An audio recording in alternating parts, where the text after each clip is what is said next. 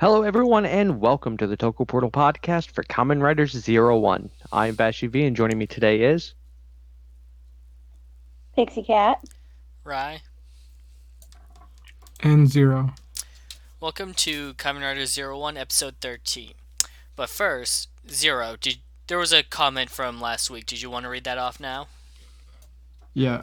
So the comment is by Rockman Fan 100. It says Arto was distracting the cops to finish the new progress key before they take away his 3D printer. I'm like, yeah, fair point. Like, we're basically referring to his actions of like, why did he henshin in front He, of the cops and just take off? he's running from the law. He's running for the. Well, the thing is, the comment saying that he's running because he wants time to finish the key, right? Yeah, he's Uh, doing what was told him to do, which was distract the cops from the real thing that they want. right. My thing is like, I don't think Waz's plan was to make a key though. That's like Izu's plan. So, Well, Was knew it like, was being made. all right. more Okay. importantly, was wanted Arto to distract them while he did the real investigation. Yeah. Okay. I can concede that line of thinking. I mean, like that's probably what the show wants to think. I just still think it's not the smartest plan, but that's probably what the show was going for. So good point with that comment.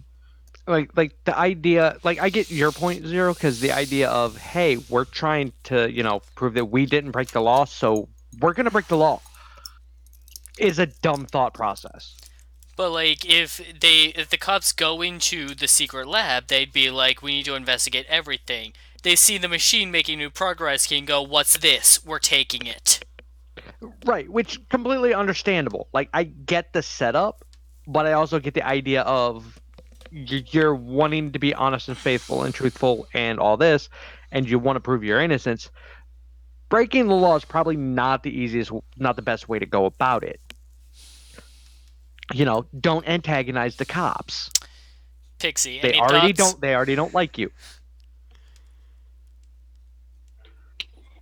Um, I see both sides of it. I can't agree with both sides of this argument right now. Basically, I really enjoyed last week's episode, and I thought it was a good play by Waz to have him go distract the cops. One, so Izu can get the key made, and two, so he can go find out what's really going on and make the cops look stupid. Like, I can kind of concede the point that like, okay, they had to buy time, so therefore they should have distracted the cops. That's perfectly fine. The run in front of the cops and henshin and take off.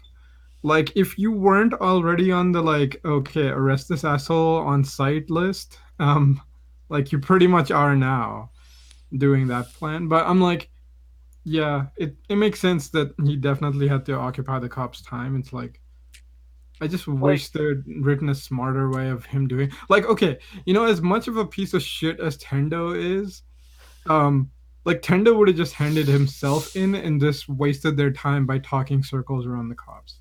I know that's not like to be fair, that's exactly what Tendo did. yeah, I know that's what he did. That's like the third episode. Um, which is great. Also, we were talking about like, oh shit, what would Murakami do if the cop showed up? Right? Like, Right. do some business shit or kill the cops, right? I'm like, didn't this literally happen in Kabuto? Didn't one time like the cops show up and then you find out later on that the cops that they sent are dead and the worms just impersonated them? So I'm like, this is straight up like turning into Kabuto now. Like, Or at least our version would have turned into Kabuto. like for me, looking at the outside of this, the only downside to this plan of let's distract the cops, beyond the fact that you're now arrest on site because you've now pissed off the cops while trying to prove your innocence. The whole point of it was, hey, we want to keep them out of the lab so this can get done and we can find the real killer. Fine, all cool, well and good. Is like, but if you're doing it to keep them from investigating this room, this is a big red flag for the cops to investigate that fucking room, and everything is now questionable. Because at any point now, the cops show up, that's just all kinds of fucking questions. I mean, especially considering they had a warrant to search the secret room, which we can kind of get into like how is that possible, but fine, let's go with yeah, they got the warrant in time somehow. Um, Well, they but probably had a Well, warrant to well, search the entire facility. no, I know, but I mean technically, okay, whatever. We talked about this last episode where well, there's real quick, ways you could have I, stalled it. I'm gonna put this out there. Like the logistics of that search warrant would do logistically make sense. You know, say cops come up to search your house, and you've got a secret marijuana You, yeah, growth you've got room, like a and they find secret. it. They're gonna want to search it.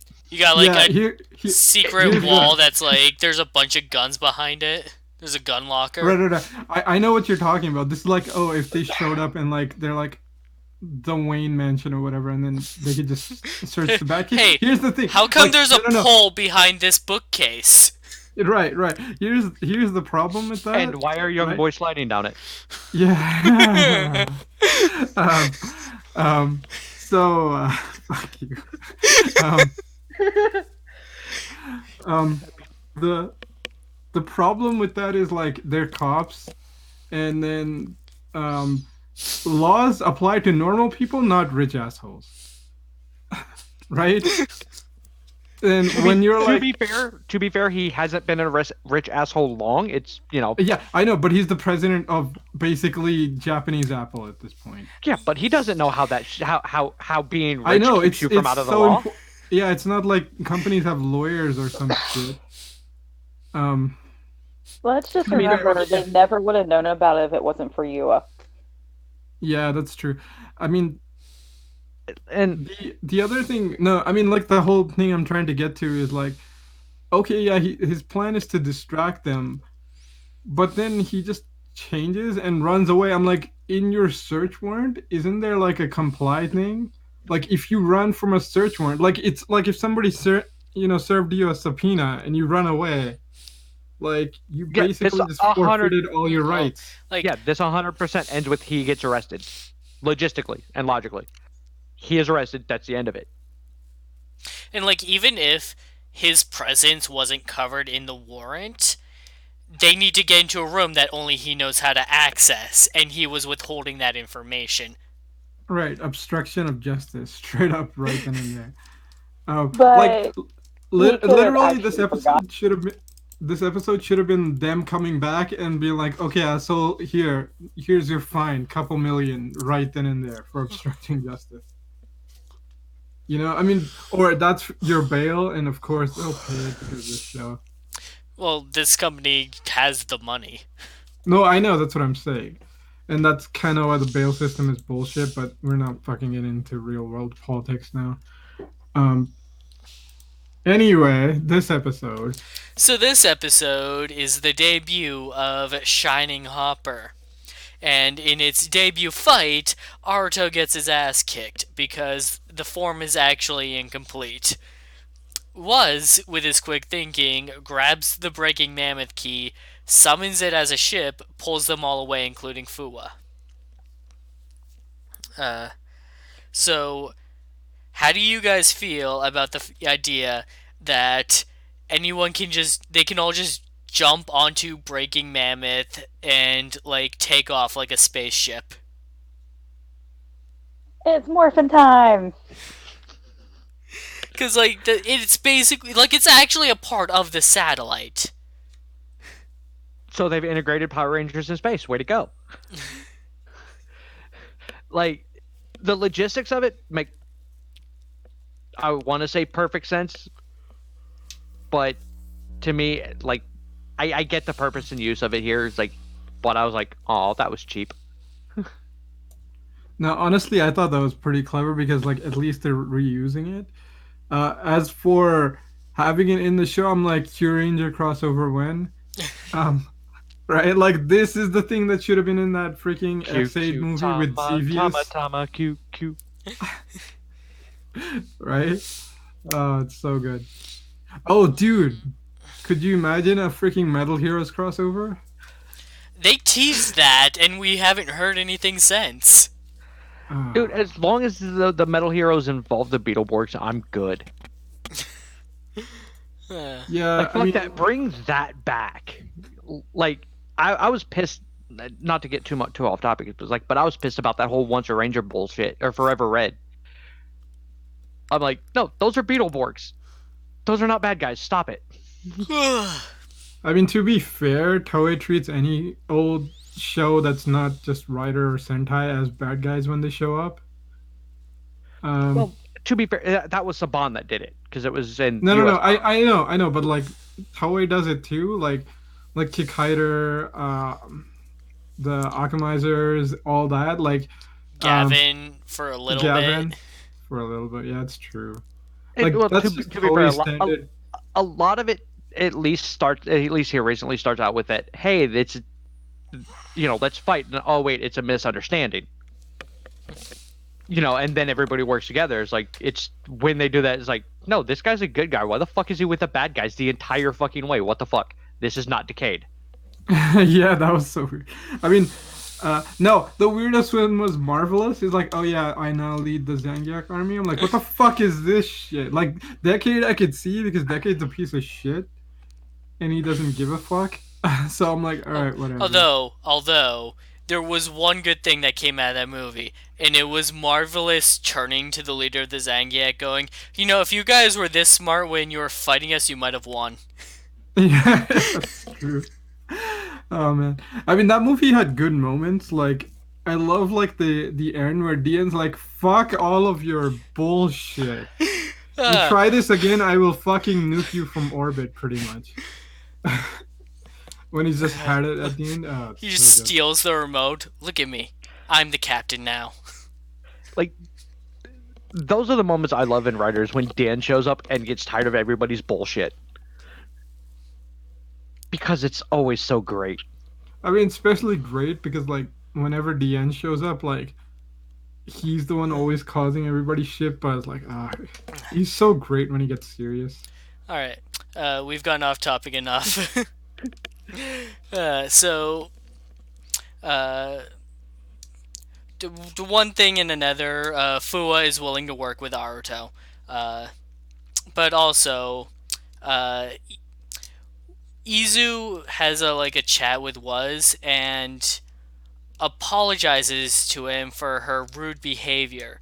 So she's admitting that she wasn't polite to him, and she's still like, I'm not calling you my brother, though. How close to singularity can Izu get before they're just like, alright, here it is now?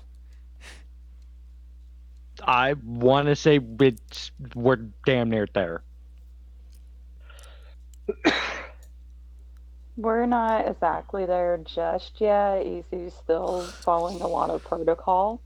Um, I was actually talking about this with Ashley earlier today, that we're seeing Izu become dangerously closer to it. However, in this episode, during her chat with Waz, it's mentioned that Waz is beyond singularity, and Izu is to follow that. Yeah, But Waz it's going has... to be dangerous. He has instinct now. So it's not just knowledge and ability to act upon it of your own free will. It's you now have instinct and can make judgment calls based on it. Is like, and that's dangerous for an AI, understandably. Because And when you're wrong, if I can backtrack just a moment to the mammoth key being used and they're all teleported away. All I could think of was Go Go Kamen Rider. That moment there, the CGI was so bad for that, but I think the interesting point of it was the fact that Aruto didn't touch the mammoth key. He did not insert the mammoth key. All Waz did it. He put it on the belt and summoned it, and it whisked them all away. So that leaves potential to what if somebody else grabs one of the keys and puts it on somebody's belt? I mean, the belt is what's important. You haven't seen a lot of Rider, but somebody else putting the stuff into the belt for the Rider is something we see occasionally. The best one being when it happened in O's. Yeah, when that's he what I was thinking. when Edgy was seduced. What? Oh no, no, no! I was thinking when like Ankh and Hina like override the purple metals. Like there's that too. It's like, but to me the best one was when Edgy was seduced because what's his name, Kazuri, the cheetah greed, breaks the fourth wall during it because he snaps out of it and is like, what happened? Why am I here? What's going on? And Kazuri just looks at the camera and goes, I don't know. There's also in Zio when Momotaro possesses gaze and Tsukiyomi has to like put the watch in for him. Yeah, I mean it's an interesting trope. Well, it depends on the belt because sometimes they're locked and sometimes they're not. I mean, usually they're not locked. All right. How about in Fies when Oh God, Fies. she was like straight up putting all of his gear on for him. Yeah, in the first engine, right? Yeah. God, like, okay, Fi's like a whole different story because Fi's is pretty. You know how like O's is like get the medals. Well, Fi's is like keep the damn belt more than 2 episodes. Because like, fuck, the Fi's belt gets traded so much. I mean, it's great in Fi's, but it's like, Jesus, like, fucking lock that shit down or something. I Or Like mean, to the, be fair, it does have a password, but like everybody kind of learns it. So, yeah. it's because like it's that written on Fireball the gets phone. that Fireball gets passed around way Yeah. too fucking much. Like the instructions are straight up written on the phone. I mean, that's why you take the stickies off. It also doesn't help that yes, the instructions are on the phone and somebody did not read them all. Dude, like Kaisa's the only one who read the manual. Kaiza and Delta. Well, evil Delta. Oh, okay. um, I also like Ryuki because they use the cards to summon all their arsenal. How Shinji uses Zolda's cards, but Zolda still gets everything. Oh, that was the best. That's one of my I love how, favorite moments in all of Ryuki. dude, that is like one of the most cleverest moments. Ryuki really does have like the best like small touches. Like it Um, was that kind of thing. Is like because I like that because it's like yes, anybody can use the item, but the items are still locked to the correct person. oh, So, you know what's also interesting is if you hold the deck, the vent deck, you can actually look into the mirror world. right, that's what gives them the power. Right. And because there's that episode with the kid, right? Right, the kid, they're He's all just holding the deck, showing him, like, why oh he doesn't want to fight. Like, no, this is not something you want to get into, kid. yeah, him and Goro is also holding Oh, it. yeah, because that's the first time Goro actually watches Zolda fight. Right. Yeah, that's such. Well, I mean, okay, that's a very Kobayashi episode. Um, but like the second half of that episode is So, really good. so Pixie, the point that we're trying to make here is that the belt is the only thing that matters. All right. So the whole first conversation we see Izu having with Waz is kind of still showing that Izu doesn't fully trust him. She's apologizing for her actions, but still making it very clear, I'm not with you. I'm not your sister. I'm not doing this. You just happen to be And right. I think they kind of watched over the fact that Fuwa is now working with Aruto to show that conversation and show that little bit of I still don't like you. Because we went straight from them still not working totally together to all of a sudden they're working together and now you is the one that's on the out. Like that does get mentioned when Yua ends up involved in all this because they're kind of joking around and Yua goes, "Wait, when did you guys become friends?" Right. I think like the first moment I really noticed it is when Fua shows up and is like, "Oh, Mr. President" or whatever, and it's just like pretty much like yelling at. I'm like, when did you start giving a shit? Because normally he doesn't act like this. I mean, like it makes Right. sense because his character is getting to that point. Um, as for Izu though, I'm thinking like she is getting closer to singularity, but like here's the weird part, like her actions are like humanistic, but like that's just because she's being a really nice assistant helper Well, robot person. And so the thing is like a lot of the things you would think like people would do is like, oh, them being really nice is like, no, that's just they're but programmed to be really helpful. Izu feels like she failed Aruto when she gave him the incomplete key and puts a See, fair amount of blame on herself.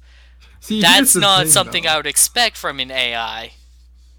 See, I don't know because like she's an assistant AI, so like her job is to be of service, and if you failed your mission, like you would like apologizing would be just part of the basic loop.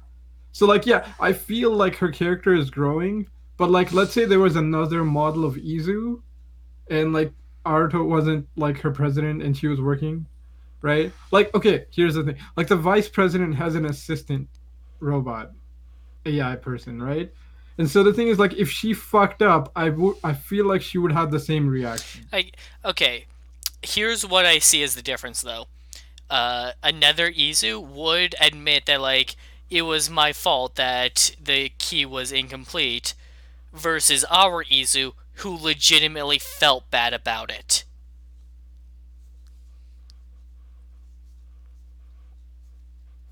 Yeah, fair enough.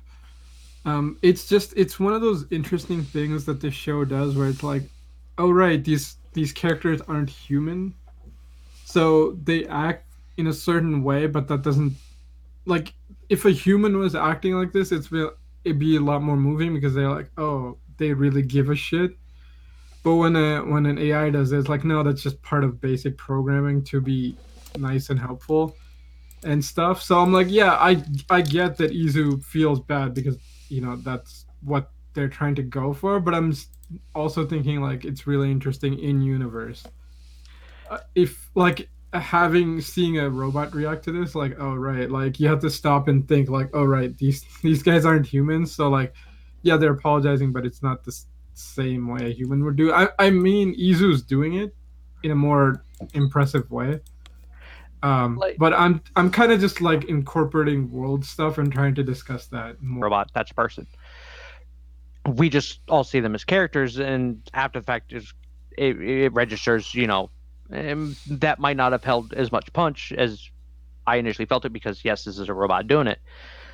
But then we also have to throw in the issue of approaching singularities, and it makes you question everything to where it's like, well, is she apologizing because of programming, or is she apologizing because of she's approaching singularity, and it's something that this that aspect is pushing onto her. Is like how much of it is dictated of her actions are dictated by programming versus choice. Right. That's what honestly one of the best things in the show is how well that aspect is handled. Like the ambiguity of like is this just programming or is this like getting closer to singularity? Like I feel like that's probably done really well in the show. There's some other stuff not so well, but the whole like singularity aspect is really well handled. To be honest. Like to me, this runs a little bit parallel with um, X8, which I'm going to avoid getting too far deep into because Pixie's currently watching it. Um, but with certain bugsters, reaching past the programming of, hey, this is what I want to do, to coming to terms with where they're at in the hierarchy and other things that come into plays, like and how that changes their personality and their viewpoints on things. Like it was very well Like done in Poppy. X8. Yeah, yeah, we'll go with Poppy. Um, it's it's very nuanced, and in X8 there are some which it's a little bit heavy-handed, but it's still done extremely well, and it's being done even better here because everything is questionable with certain characters, particularly Izu. So it's like it gets down to a point it's like where it's very very nuanced, and it does kind of make you think a little bit more than it did with some of the stuff in X8, because now everything that we're witnessing, but with especially with Izu's interactions and what she does, episode to episode, becomes questionable, and it makes you think, and it makes you genuinely curious about where everything's at with the singularity issue. Yeah, I agreed. The show definitely does a much better job with the humor gear than the generic Bucksters in X-Aid. Um, there's like one thing in this episode. Like, here's the problem. Like, this is a really solid episode.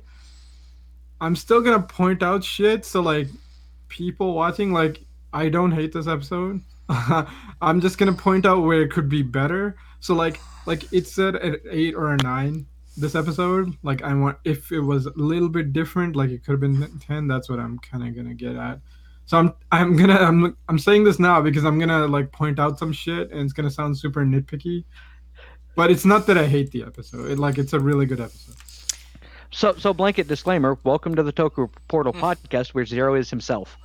Yeah, I see. Honestly, like that's kind of starting to annoy me too. Where it's like I don't hate the show, but I'm like I just point out like, oh no, you could just do this and make it better. And I feel like if you listen to the show, it's just Zero just like constantly bitches about everything.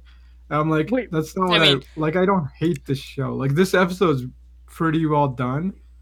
I Um, mean, to the defend you on that, yeah. go back and listen to any of our Q Ranger podcasts.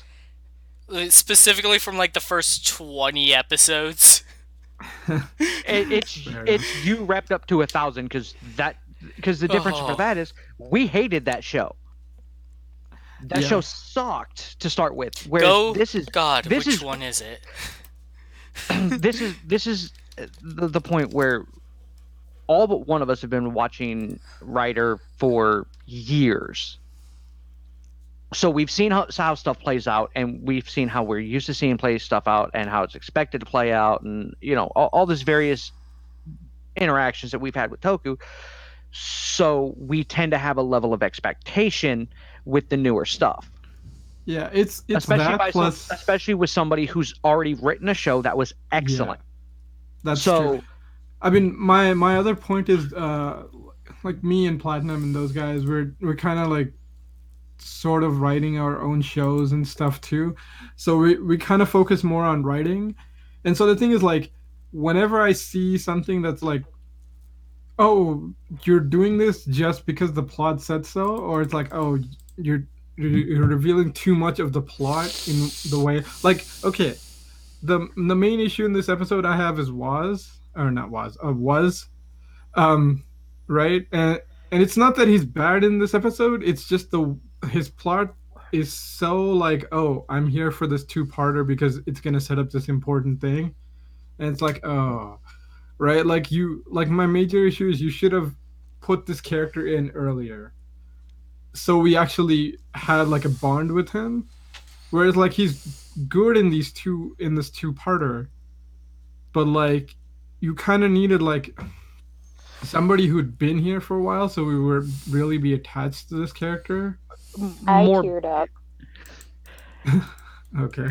like I mean, like, yeah, like I So- think so I I- would have if I wasn't like just analyzing what the fuck is going on. I'm like, oh god, we're going like. At first, I thought Izu was gonna die. I'm like, holy shit. Okay, I wasn't expecting that. I might have teared up way more if that was happening. But then like, was this there? I'm like, oh, okay. So you wrote this character in just for this, like which kind of I- disappointed me a little bit because like I would have been fine with it had they put this character in like maybe 2-3 episodes ago, so we had more time with him.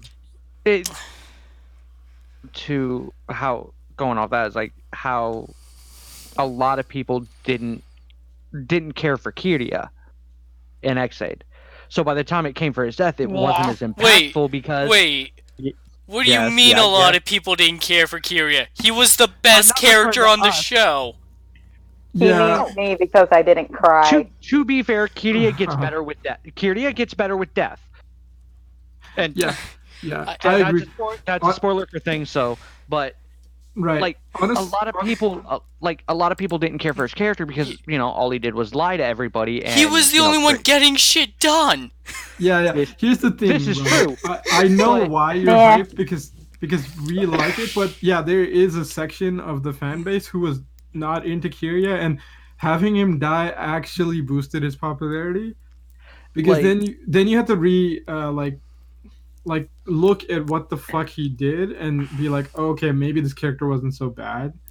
right. Um, It's like his looking into his death and to why he did everything he did, and his death pretty much made everybody do that. It does change your viewpoint on him as a character and his motivations for everything. Is like, but because while yes, we had a bigger bond with him than we did with was, if you didn't like him up until the point where he died, it doesn't change much of you. There's not that much of emotional impact in the fact of, oh no, now he's dead.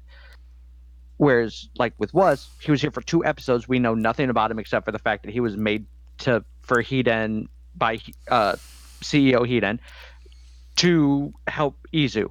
And he That was the that most was his human only human mission. gear. Like Yeah. that was all we knew about him. So it's like it does negate the impact of his sacrifice. yeah, like Where here's the biggest. if we've had time to get to know him as a character, Like then No, no, it would be more like impactful. I was legit more affected by Izu attempting to do herself right. than when was stepped in for her, because it's like, oh, He- this he- is sweet, but Right. like Izu would have destroyed me. Yeah, pretty much. Like here's the difference, right? Okay, Izu would have been Kirya, but like was should have been Bergamon, but he's But not. he No, wasn't. But Bergamon he's was not. Bergamon was way better in 1 episode than was in 2. Yeah, I that's right. cried when Burgermon died. We I did everyone. not care at all that Everyone did. Kyria died. Pixie, Juju Burger is a single-use power-up. They never use it again. Well, it comes back. I Like, don't know that. I just watched the episode where Kyria died, and I don't care that he died. Okay, yeah, okay. I'll be honest. Like at the point, I'll be Zero now. it's fine. At the point, like Kirya died, like I wasn't as sad, but one that episode really fucking hammers it home. So like, yeah, and then like as X8 goes on, like you start seeing the importance of Kirya. But yeah, I can understand like people not being like hyper sad because like if you're not into Kirya, it's just one of those things where it's like you're just not into this character, and that happens every once in a while. Like, okay, here's the thing. You guys were like super into freaking Fua, right? Or at least his dumbass henshin. Dude, And he the thing is, punches the bullet. Yeah. See, this is the problem, right? You guys are like, that's great. I'm like, that's the stupidest thing I've ever seen. What? I don't know. I just hate it. A few For some episodes ago, like the monster, like he fires the bullet Okay, at the okay, monster that as the one was monster's like cool. flying at him. He like does a backflip, lands it, and then punches the bullet. Okay, that one was cool. Like it's kind of grown on me, but like Kirya for some people is like that, where it's like they're not into him just because of the type of character he is. And like had Fua not like become a decent human being, like he would have been like the lowest ranking character for me in this show. All right. Uh. So. So like all three of our main writers get together, and it's just out in the open now that Yua is fucking working behind their backs, and they're semi okay with that. Like to the point where she's flat out called out about it. Cause they're still willing to work with her, but whereas when Hirobi showed he's like, hey, do you want to team up to take out Assassin Shard? They're like, no, we don't work with terrorists. Get out of here. It's like I thought that was great. That was hilarious. And they're like, fuck no, go away. You're not in the cool kid. Not in the cool kids club.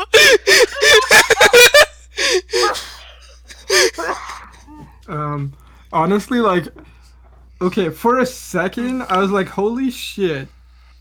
One, why are you transforming? Two, why are you here? And then you're like, oh, go away. I'm like, wait, are we having like a Kaiza moment where he's like, no, fuck off? I don't want like the good guys getting more friends because that'll fuck me over. But I'm like, oh, that's not the type of character she is. But like, that's totally what fucking Kaiser would have done, Like right? that scene was so fucking awesome because it's like you see not Assassin Chain, Jin kind of like all, bobbing excitedly, like yes, get to team up, and then they go no, and he goes oh, it was fucking great, and then like basically to me it's them looking at you and going, yes, we know she's a bitch, but she's a useful bitch. You guys are assholes. Go away. We still have the same objective against the terrorists. We can worry about the politics later. This isn't a case of the enemy of my enemy is my friend. This is a case of, we still have the same goal. She's just being an asshole about it. Business is business. We're still fighting together.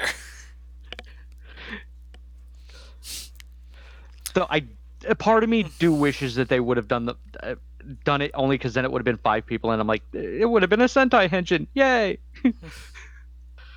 I mean, to be fair, this is, X-Aid meets Kabuto here. So there's that weird part in the intro where they're all 5 of them are fucking lined up. I'm hoping for like later on that actually happens. Like it's everybody against Thouser when he shows up. I don't think it's gonna show up. Maybe. No. Actually, you know what? Everybody against the other one we found out is going to happen. Oh yeah, that one. Yeah, that one. Okay, you know what the worst part about that one is when Zaya's president or whatever. Yeah, he is the president. Is like, oh, your new form is like 500 times strong. I'm like, man. I know you wrote X8, but stop with the numbers. Like, seriously, like don't give a form numbers. You're gonna turn into Dragon Ball with like multipliers, and nobody likes that shit. I mean, some people do, but most people hate it. How long till Zero-One creates Game Genie? I mean, considering he can fucking like, I think he did. No, because there was 20 some odd episodes. He has the fucking Zero system from Gundam Wing.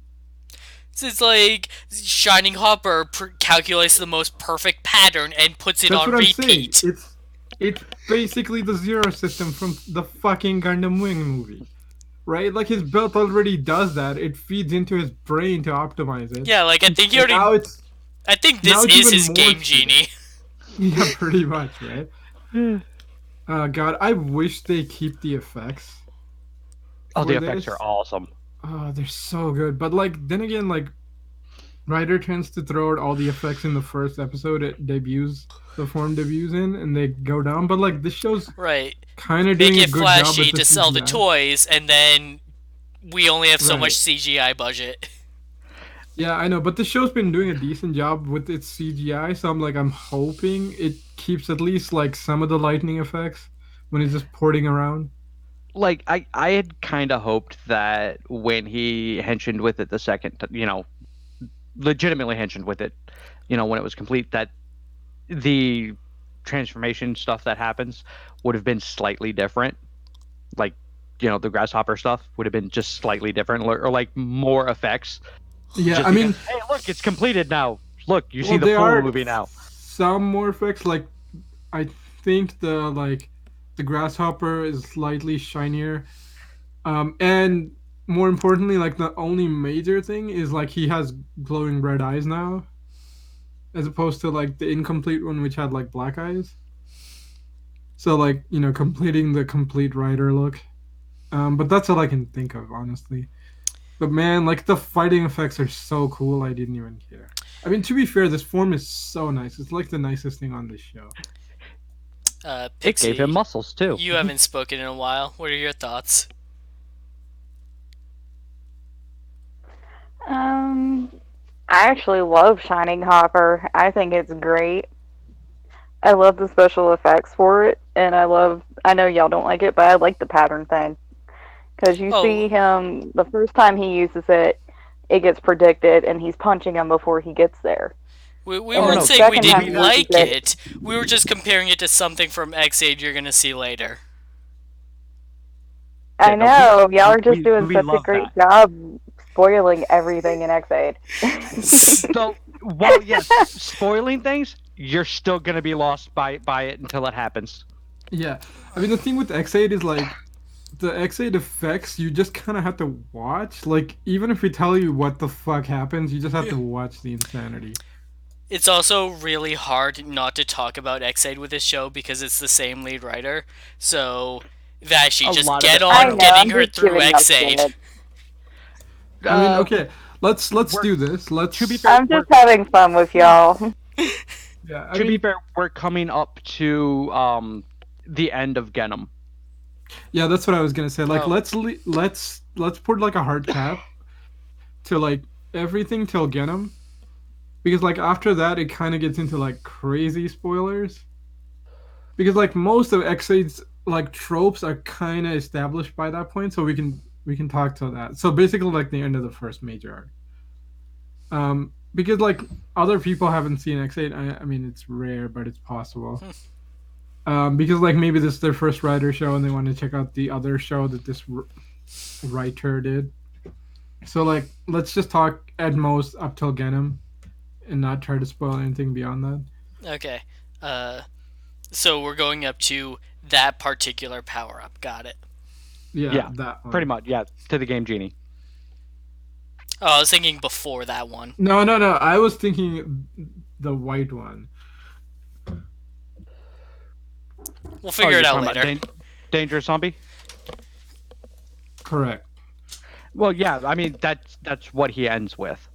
I was actually thinking Mighty Brothers. Yeah, I was thinking that, but I'm like, that's a bit too much of a spoiler because it kind of There's spoils some other point. Well, shit. she's we're up to that, I know, Oh, but like like other people might not be. right. But in terms of like Pixie, we just haven't gotten the entire explanation about the Bugster Fighters. Oh, okay, okay, okay. Fair enough. all right. So I want to talk about was just a bit more because I have a question. Do you guys think that he might have been the first Humagear to reach singularity? I'd say yes.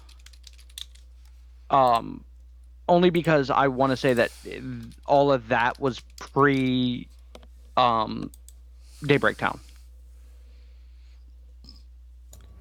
Yeah, see, that's interesting. I was gonna say Hirobi might be the first. That's another option. We also don't know anything about the arc. Pixie, what do you think? Hmm. Yeah, we still have a lot more to find out about this arc, and we still don't know a whole lot about Jin and Hirobi other than they possibly had something to do with Daybreak, and they are terrorists and they work for Metsubu Jinrai. Like So I think there's still a lot more to find out about that. there was also another option too, because we have Metsubo Jinrai and they're connected to the arc, and that could have been what led them to singularity was the arc themselves. It was basically the arc reaching singularity and passing it on to the ones that were connected to it. Was not connected to anything. He was connected to a private server. So there was no satellite to influence him becoming singularity. He became singularity on his own, which does slightly change the dynamic a little bit. So, like, even if he wasn't the first to become singularity, he was the first one to truly become a singularity on his own. Because, we all know that Metsubu Jinrai's taking their orders from Arc. I mean, maybe like we don't know exactly what the hell is going on with Arc. So maybe like the Arc just set up their like. Well, I guess that's still in order, but maybe they just set up like objective, take out humans, and then Hirobi does whatever the hell he wants. Um, like we don't know exactly how like what the connection of Arc is. That would be interesting to see. Honestly, it's kind of interesting that we've gone like 13 episodes and we don't know who the fuck is like what exactly is going on with the villains, right? Like Normally, it doesn't take this long in Rider to figure out who's giving the orders. But like, there's so much other shit going on. We barely focus on like much. I mean, like Hirobi and Jin, we barely focus on them now, which is cool because there's like so much more other interesting shit going on. But like, I was not expecting to be this back burner. You know? like and given the difference here between X8 is like X8, it was just a matter of, hey, look, here's the guy behind everything. Oh crap, he's gone. Hey, look, here's the guy who took over. Oh look, here's the other guy who took over. Like it was just a series of people taking over, whereas this one is that we just don't know who's in control. Because I mean, hell, for all we know, and possible theory that really the person behind the arc is Zaya. That's a possibility that he's sending everything to Arc and Arc sending everything to Metsubo Jinrai. See, that's what I was thinking too, because I'm Like like, because that takes the industrial espionage aspect of this show to a whole nother level. Because we all know that Zaya wants to take over Hiden. right. I That mean, came out in the other episode. So this would be a way to do it, and this would be a way to attempt to do it without it getting back to you. yeah, I feel like they're holding off on the arc thing because it's gonna be a very major plot point. So like maybe when they get their own writer and it connects to like arc or something instead of connecting to the like hidden intelligence satellite, that might be a giveaway. But I'm like, it's also underwater, so it's unlikely. But like, I can't put that possibility. Like, I can't rule it out that I mean, Zaya is somehow manipulating Matsuko Jinra. Like, it would perfectly make sense because like everything they do benefits Zaya pretty much, right? Well, also, if we think back an episode where he was talking to Aruto, Zaya and Aruto were having their conversation, he told him something tragic was happening on the set. How did he know that Assassin Chan was there and going to kill the actor? Yeah, that's information that he should not have had Plus, he's in theory. collecting the Zatsumarai's keys. So like there is a connection there. It's just how that connection is there Like, that we need to learn. if I'm allowed to speculate a bit using spoilers, because Kamen Rider Thouser is a thing that's going to happen, and Thouser's belt is going to be like a gish of all the three different types of belts we've seen so far. How would he have access to the materials for the Zetmetsubo Jinrai belt? I Because mean, his to be fair, they worked on Daybreak Town together, so like it was their tech originally anyway. I just feel like if the head of Zaya is going to be Thouser, it makes more sense if he's has some sort of hand in the Metsubo Jinrai activity. like it could have been one of those like he set it all up, but then it got out of hand, which would be why he's having to use Yua to get the keys. Oh, that would be interesting. Like, hey, I'm gonna use Rogue Humagear to put Hiden out of business and then take over. And then oh shit, this got way out of hand. Like it could literally just be a legit. Hirobi was too good at his job. Yeah. I mean, to be fair, that would make sense. There's just one problem. It would kind of contradict his character, which is like super planning. So it's like, oh yeah, my first plan failed super hard. Um, I mean, Well, or look but maybe it at didn't but fail. I mean, It didn't fail. It's just Hirobi was good at his job. look So at like, Hirobi training assassin. yeah, it's a good point. I mean, it could be that like maybe his parents or whoever ran Zaya before him set this up, and he's the replacement to try to fix this Oh, issue. he's the Aruto of Zaya. Yeah, it's possible. I mean, like they're pretty much just setting up like him to be Arto's foil anyway. like there are several possibilities, and even say this was all him to start with.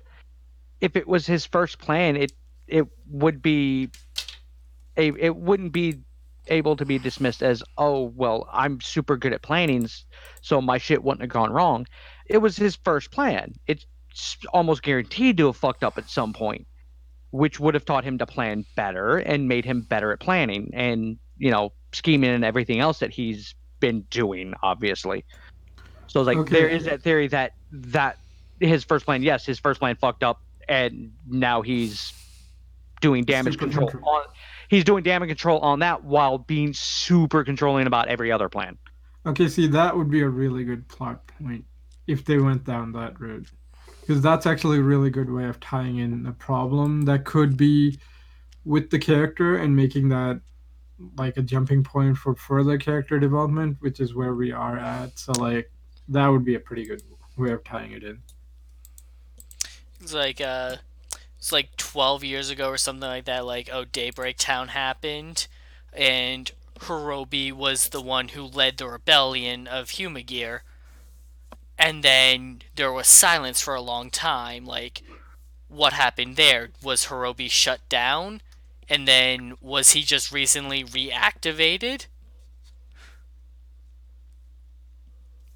I mean, to be fair, like Hirobi. Okay, so man, we can like speculate endlessly because like we know nothing about these guys. So like, just add more things. So it's like, okay, one, either he was shut down and reactivated, or two, he was working and during that time he was trying to create his own human gear, and that's what Jin is.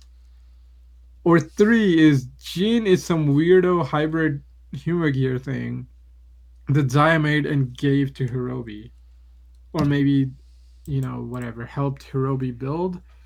So it's like there's like so many freaking possibilities you can go with these guys, but it's like it's only possibilities because we don't know anything. All right. Uh, to speculate in a different area, I love Shining Hopper's rider kick, especially when he charges it up like bit rise, bite rise, kilo rise, mega rise. I want him to get like a hazard trigger form that's like really dangerous that keeps going with it, like Giga Rise, Terra Rise. Well, I mean, to be fair, it started that with his finisher. Like it Yes. started that setup with it, and I will openly admit I want that to continue. And I love the fact that it's computer storage names. Right, and I want him to get like a dangerous like form like Hazard Trigger was that it says Terra Rise, like sound which sounds like terrorize. That would be awesome. And if the subtitle doesn't put the X in the middle of it, there's a problem. Because screw you, if you're gonna do that, do it with the X in it. Because just follow the theme song. Okay, fair Oh, enough. I mean, okay. Well, I mean, they're not named after memory. It's just ever expanding numbers, so it's it's just a fine. metric prefix. Yeah, it's fine. But they do specifically say the byte part of it though. Right, bit, For byte, kilo, mega. Okay, fine. Okay, as cool as that like rider kick is, like the fully charged one, the first one that's just two. I'm like, that's not a good final kick. But then he does like the full version. That's so much better. I fucking hate the scanning of it four times. I'm like, God damn it, man. Like, if we're gonna do a thing, just be like, okay, take it, put it in the activation slot, go for it. I hate like henshin devices where you have to like punch it in like three, four times just to get your finishing thing. I'd much rather have that than die henshin. Yeah, okay, that's just a cute joke, but Which I understand that is like, but I would much rather Alright. have somebody hit a button 4 or 5 times. What about see the my. double windmill arms? Da. Yeah, I hate that. Honestly, by that point, Yeah. I was disappointed he didn't say die 10 times. I mean, die just Honestly, means truly. break. or big or whatever, so it makes sense. My my problem with the multiple scanning becomes it's like you can't use this in a fight. You can only use this because rider tropes imply that nobody attacks you while you do your shit. And if they do, And Sentai tropes imply that if they do, they're gonna miss anyways. they're gonna miss anyway. It's right. But like it always annoys me when like a henshin like okay, rule of henshin like yeah nobody's gonna actually hit you when you're doing your thing because like they're not gonna fuck up their product shots, right? It's not gonna happen. Um, but it always annoys me that like you have to do all this extra shit. Like, come on, I get it. It's just because the belts have like so many fucking like sounds coming out of it. You have to have ways to trigger special sounds, but only special sounds. So you have to do like these weirdo things to activate them. Because the belts have like so many sounds built in now. But I'm like, come on, man. Like, I don't care, man. Like, get your henshin device, like the thing you insert, give it another button. I don't care. I'll be okay with that instead of using it and pushing it through. Like, this annoyed me in Drive, where like Shinosuke has to do the arm thing like 3 times. Like, why? It's so stupid. Like, I hate it. Like I don't mind like Excite where they just have like one big button or like double where it's like oh you just take it out of the main slot and put it in the side one to activate it like that's freaking great you know or like Kabuto or something like it's on the side for clock up and shit that's perfectly fine but like hitting the same thing like 4 times like okay you can make this cool but the enemy has to be attacking you and you just go like one and then like block an attack and two and then block an attack and then finally activate it cool but they never do that which kind of freaking like makes it like oh this is just dead air we're just padding out the episode I freaking always hate that. All right. Anything else you guys wanted to talk about with this episode?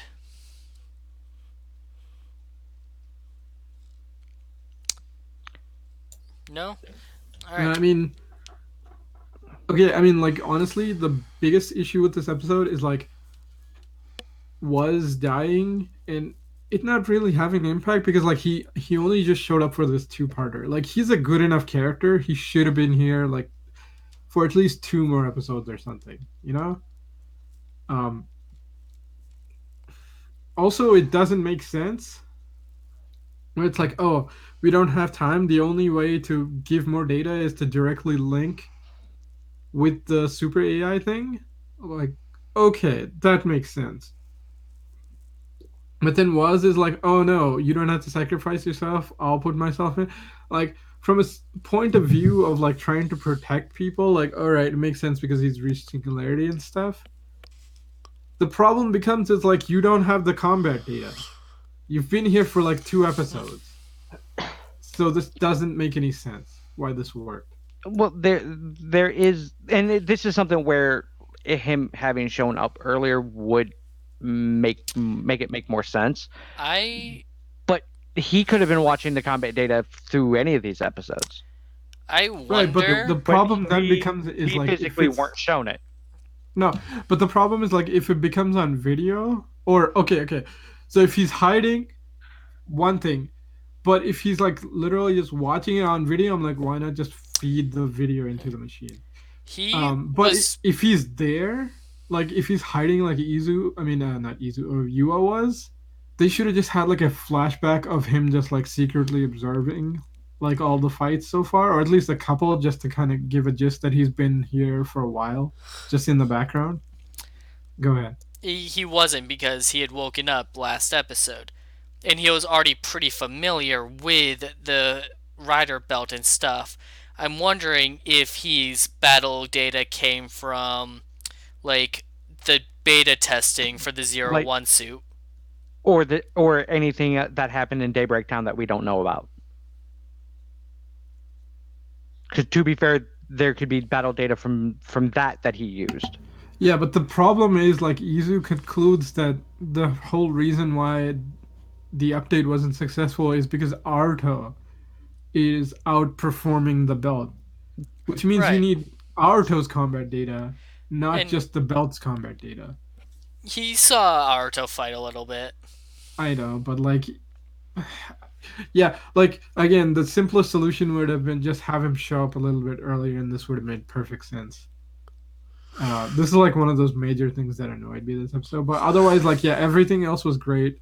Waz is like really good, honestly, like acting wise, like character wise. He does so much for the show, like setting up so much stuff for Izu. Um, helps with the lore and all this other shit, which is super cool. I just wish they would have just handled this a little bit better. Yeah. So through all of this episodes, like I truly, because I can let a lot of that pass. The one thing I cannot let pass is, God damn it, you gave that awesome ass fucking suit to Dodo and then fucking killed him I mean, to be fair, Matsuro before did it was get, of use. yeah, but one, Dodo's grunts look like his base form now, and two, uh, all his upgrades are just more upgrades to that suit, which means at this point they probably have a final version of that suit. No, that they have something entirely different. Yeah. Uh, You, but the thing is, like, Matsubo Jinrai did get the I was gonna say memory, but not memory. the The progress key, progress key, right? So which is we the could setup see it, for the other goddamn thing that you're doing with it. right? Which Uh, that's a spoiler, and yeah, that's a whole thing I'm not entirely happy about. Other than the fact that I fucking called part of it. Which we'll get into that once that actually does show up. and Yeah. you know who we didn't talk about? Freaking Yua in this. I mean, she had like 5 seconds screen time, but I love how like she comes in with her gun drawn. Like, Right. who the fuck let you She into my van? That was so good. and then later, Yeah, that was like great. she's already transformed with her gun trained on Metsubo Jinrai. Like And the it, fact that both Izu and Waz just slowly raise their hands up and just stare at like I said, it's the little moments in the show that make it amazing. Like stuff that you could easily overlook, like was and Izu raising their hands, and just like little things like that, or like or even just like Assassin Chen number 5 being terrified like the Oh, entire episode was dude, his actor fantastic. did such a good job. Like Like, such a good job. seeing how, because all 5 of them have been different characters. They're all the same character, same actor, but they've all been played a little bit differently with each incarnation of it, because they were 5 different robots with different levels of experience. Because at first we just thought, as oh yeah, hey, we just have this, we're just making new human gear, whereas no, they're just kidnapping the same one over and over, which I thought was a nice touch. um so the experiences of that particular human gear went through from wherever they were at until they finally got kidnapped, makes it each of them just slightly different. Whereas this last one was just a giant asshole, because he's like, I'm better than you now, bye, fuck your shit. And then we have this one who's just has no idea what the fuck's going on and just wants out of the fucking situation. That's all he wanted the entire time, and he played that role of being terrified and unsure fucking amazingly. Like that's something that I'm hoping like his actor can continue to like portray that level of acting with that character further on. All right. Thanks for joining us tonight, everybody. We'll be back on Tuesday for more Ryu Soldier. We'll see you next Okay, wait, time. Oh, wait. So next week, Tuesday. All right. So next week, Tuesday is the 10th. Um. Okay. So YouTube. All right. There is this freaking like protest thing that's happening online on YouTube, right? So like the walkout thing. Okay, that's scheduled from December 10th to 13th, pretty much. Do we want to Unless skip next week? Yeah, so that's what I'm trying to think. So unless you're in the UK, in which case you do it the week after that because general elections are happening um, in the UK. So I'm asking you guys, like, what do you want to do? Do you want to be part of this thing or not? I could Because go Like either basically, way. like yeah. here's my issue on it is like while I completely understand the purpose of both the walkout and the Copa thing, Hmm. nothing's gonna change regardless of No, what anybody does. yeah. No. Well, here's the thing. Like, the walkout isn't magically gonna fix everything. Um, but it's basically the first step of collective action, so which means like you have to at least make YouTube pause and be like, no, we can't fucking do everything, and everybody will be cool with it. Well, they I did this. don't They want to did this discuss this on stream. Well, right. why not? I mean, The only point that I the will thing point out is, is they a while back they had another issue. I forget what it was, mhm. and they went through the same process, and it did absolutely nothing. YouTube is going to do what they're going to do, and that's all there is to it. Yeah, see, the problem with the I last, think I agree with Fry. I don't think we should discuss this on the stream. yeah, okay. See, the reason why I'm doing it on the stream is because like most people are thinking of doing this, having the same discussion. Okay, if you're here for the writer tokusatsu shit, it's over. So you can pretty much drop out if you want. If you want to talk about this, we can talk about it right now.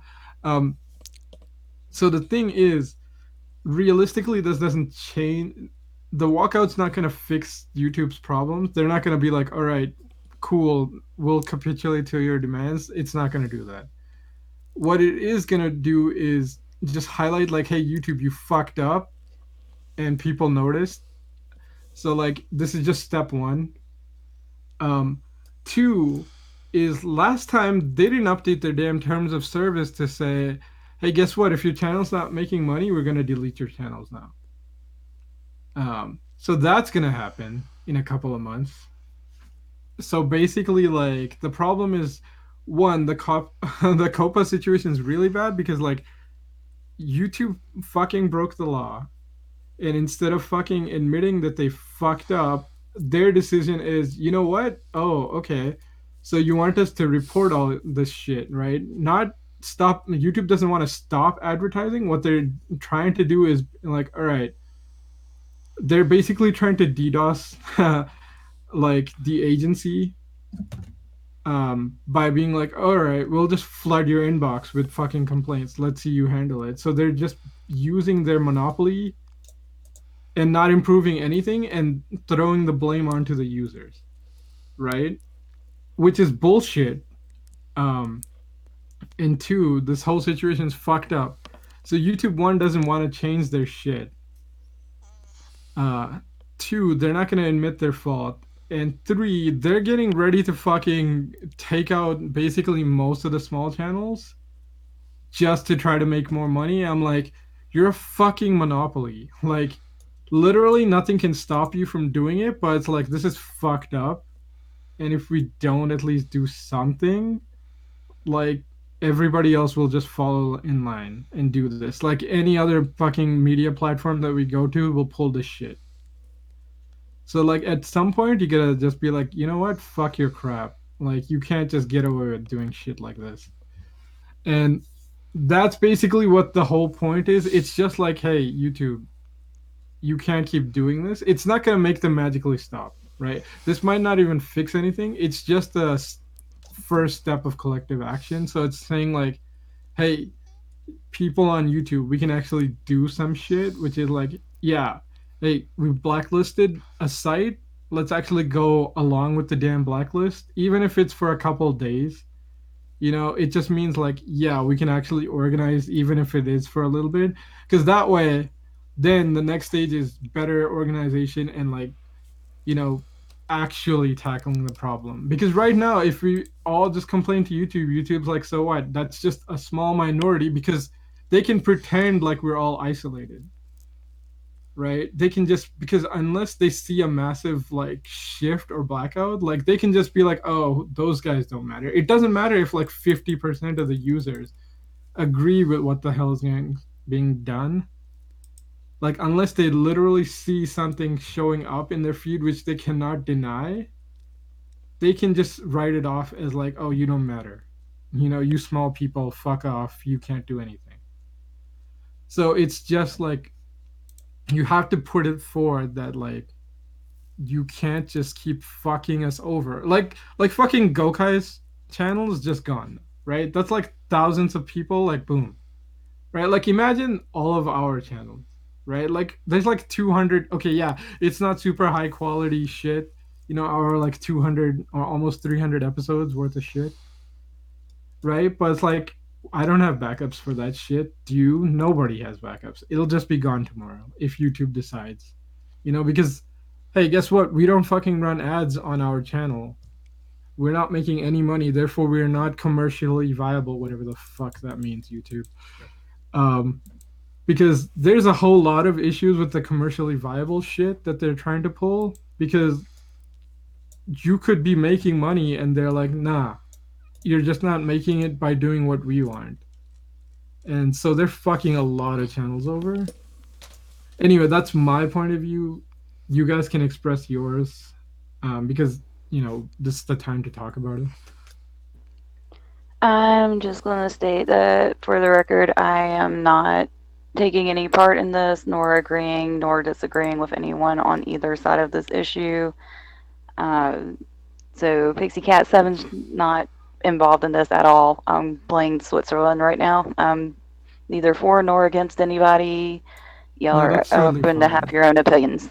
Yeah, no, I'm not like anybody who doesn't want to take part in it is perfectly fine. You do whatever you want. It's fine. Like I'm not gonna hold it against anyone.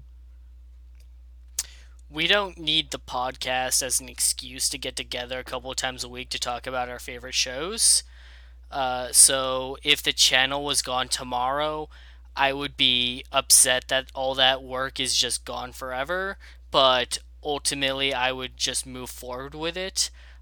So honestly, I could go either way on next week. Right. Like, and for me, it's like I could like with Riot. Well, yes, I would be disappointed that the last what 3 years that we've been doing this has went down the drain. But if need be, like if the channel did get taken down, I'd move forward, find another platform or whatnot, because there are other platforms out there for this. Yeah. Uh, Because I mean, to be fair, we could go to fucking Spotify with this shit. yeah. So this this really interesting take. There's four people and four very interesting takes. So yeah, there's the standard like, hey, not my problem thing, which is fine. Or Riot's like, this channel's not a big deal, which is also fine. Or Vashi is pretty much like, it doesn't matter, we can just move. It's like, fair enough. This is the reason why I'm taking a stand is like, yeah, our channel is nothing, we can move, it's fine. Like the issue, The bigger problem is though, I'm more pissed off is because this is gonna affect a lot more channels than just ours. Oh yeah, here's I feel for the right. channels that are actually going to be hurt by this. Right. Like, and I do too. Is like, but to me, at the end of the day, YouTube's going to do what YouTube's going to do. There's Right. nothing we do is going to change anything that they do. It's already been proven before this several times that they've changed shit and forced people to comply with new rules and everything else that were unstated before. I mean, it's just like Tumblr with all of their new rules. It's comply or get the fuck out. That's what Tumblr did. That's what YouTube's doing. That's what Facebook is now trying to do as well. I mean, it's all throughout every aspect right now of the majority of the internet. These places are going to do what they're going to do. It's their site. That's and yes, I understand. I do side with content creators of yes, my shit complies, but under the legality of it, but with how it's being implemented, it's too broad of a spectrum, and now that puts my channel at risk because your rules are too broad. Like one of the things is having fancy graphics can get your channel flagged now. dude, If like it's anything can get you so, screwed. Like, like I do side with the content creators on that, and truthfully, yes, without content creators, YouTube's fucked. YouTube doesn't care because YouTube is just a very small portion of Google. They don't give a fuck. They're making billions of dollars every every year. okay, so They're not going to give a shit because, oh, we lost ads on YouTube. dude, okay, YouTube is constantly losing money. It's never made money for Google, and that's why they keep changing everything. Uh, yeah, which is insane. Also, to YouTube's a fucking monopoly. There are no alternatives. I mean, like, yeah, you can say, oh, there's like smaller platforms. Like, they cannot cope with this kind of user input. Like, YouTube can't cope. That's the whole bullshit reason of this. Oh yeah, if you're not financially viable, right? But Um, just but just to throw the this out there, yeah, go ahead. at the time, MySpace was the biggest fucking thing. Really was no alternative, and then somebody created another alternative Yeah, yeah. because there were I such complaints with the platform that existed, so somebody made a new one. That's all that's going to happen here. Is if this does go south to where YouTube gets fucked, somebody's going to create another platform. It's inevitable. That's how this shit yeah, works. I know what you're saying. Here's the problem. Facebook existed when MySpace was doing its thing too. That era is over. That was the fucking internet like billionaire boom age.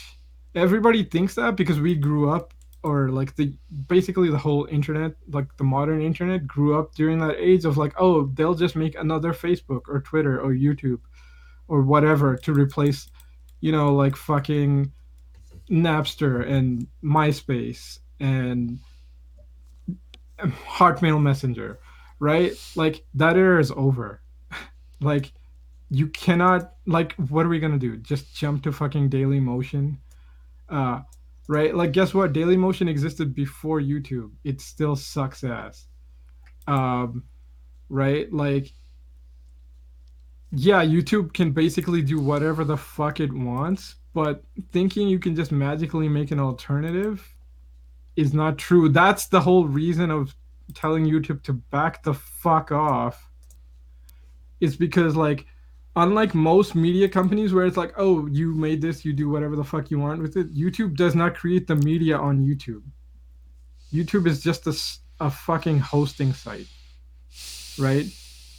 Where with a hosting site with an unhealthy monopoly, and us just conceding ground after conceding ground of saying like, okay, we'll comply or get the fuck out. It's like, yeah, you can't, right? Like the amount of people who are on YouTube that are gonna get lost from YouTube, it's like Tumblr. You can't replace it, right? Like, yeah, there's Reddit and shit and Twitter, but like Reddit and Twitter could not absorb the loss of fucking Tumblr. Like YouTube involved couldn't do it. Facebook couldn't do it, and that's just a tiny ass platform compared to the big ones. So like thinking, okay, I get your point of view, Vashi, where it's like they're just giant corporations that kind of do whatever they're gonna do. But the point is like if you think like that, nothing changes. So at least try to think that maybe it'll work. Yeah, it won't magically fix everything, right? And yeah, they are kind of alternative, like Mastodon and shit like that, and like BitChute and stuff like Twitch. that, which is more like peer based, but that infrastructure does not exist, and they are not fully anywhere near capable of handling the outflow. And yeah, maybe we can get there, but that's the whole point of the fucking blackout, is to get enough awareness that it's like, hey, YouTube's kind of getting to a point where we need a fucking alternative. So let's get people together to either one, attack YouTube and tell them to fucking back the fuck off with this shit, and two, get enough people together to start working or coordinating to figure out an alternative. Because right now there is no coordination, and that's the biggest issue, because we're basically all fighting individual fights on the back ends of our channels whenever YouTube's algorithm decides to fuck with us all. And that's kind of like the major issue. That's the whole point of the walkout. It's more to just kind of get like a community thing going.